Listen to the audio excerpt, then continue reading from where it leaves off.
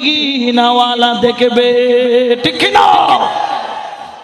আপনারা এমন এক দরবারে এসেছেন, আপনার মুর্শিদে কারীম এই দরবারের যিনি প্রাণ পুরুষ, তিনি এই বোয়ালখালীর চট্টগ্রামের জমিনে বসে ভক্তকে মক্কা শরীফে গিয়ে দেখা দিয়েছেন। সুবহানাল্লাহ বলেন না?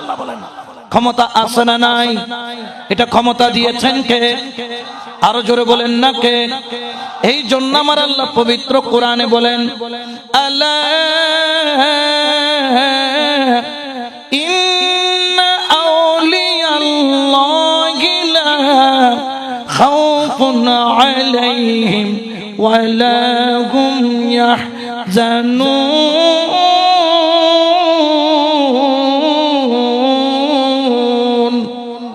এটা ঘোষণা কার? আল্লাহর। আল্লাহর ওলিদের দুনিয়া তো কোনো ভয় নাই, আখিরাতেও কোনো ভয়, জোরে বলেন না কোনো ভয়। এরপরে 4 নম্বর অক্ষর হলো ফা। 4 নম্বর অক্ষর কি? ফা। প্রথম অক্ষর কি? মাশাআল্লাহ, মুজি ভুলে গেছেন। প্রথম অক্ষর, দ্বিতীয় অক্ষর সাদ, দ্বিতীয় অক্ষর, তৃতীয় অক্ষর ওয়াও, চতুর্থ অক্ষর ফা। এই 4টা অক্ষর মিলে হয় তাসাউফ। 4টা অক্ষর মিলে কি? তাহলে তা দিয়ে কি করতে হবে? তওবা। সাদ দিয়ে সাফাই, পরিষ্কার। ওয়াও দিয়ে যখন পরিষ্কার হবে, যেমন আমারে 1 কাপ কি দিছে, এই পাত্র যখন পরিষ্কার করলো তখন এখানে যা রাখে তাই থাকে, এটার গুণমান নষ্ট হয়।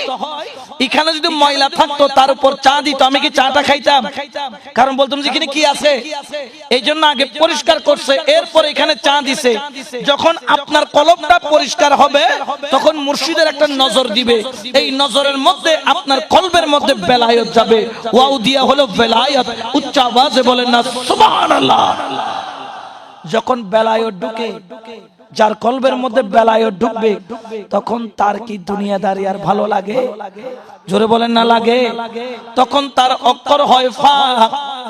তখন সে ফা দ্বারা ফানাফিস শেখ, ফা দ্বারা ফানাফিস শেখ।